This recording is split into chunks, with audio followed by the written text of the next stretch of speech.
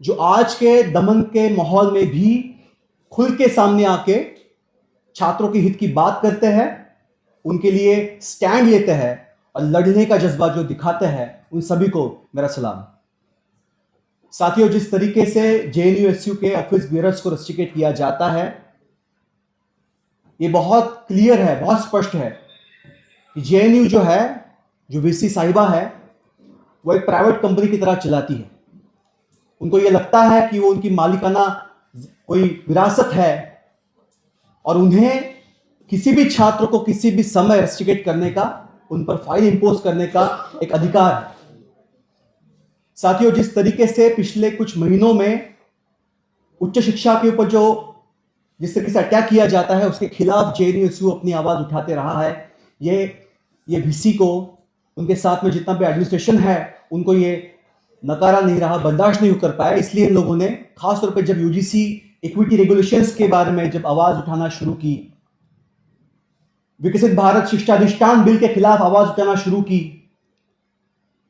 और जिस तरीके से अपनी आवाज पुरजोर तरीके से उठाते हुए उनको लगने लगा कि रेजिस्टेंस खड़ा हो जाएगा, क्योंकि जेएनयू जो है, जेएनयू इस देश की छात्र मूवमेंट का एक इंस्पिरेशन है।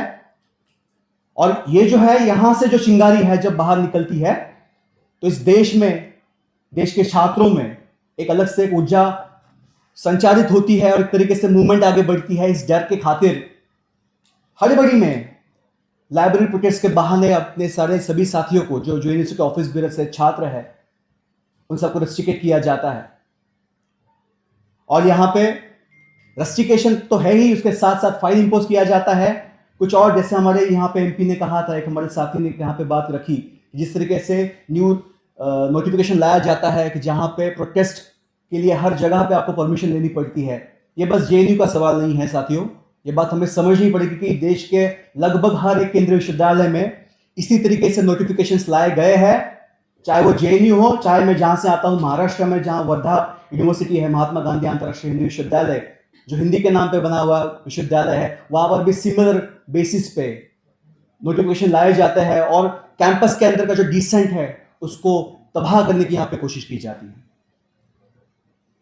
साथियों, जेएनयू का संघर्ष हो, चाहे इस देश का छात्र मूवमेंट का संघर्ष हो, ये हमेशा से कुछ मूल्यों के आधार पर चलता रहा है। कुछ दिनों पहले जब यहां पे यूजीसी रेगुलेशंस के खिलाफ प्रोटेस्ट किए गए और मीडिया का एक ट्रायल चलने लगा, और जिस तरीके से यूजीसी इक्विटी बिल के खिलाफ मीडिया के कुछ सेक्शन ने एक प्रोपेगेंडा शुरू किया, उस समय मुझे पूछा गया एक चैनल डिबेट पे, एक तरीके से वो एलिगेशन था कि आप तो जेएनयू से है ना।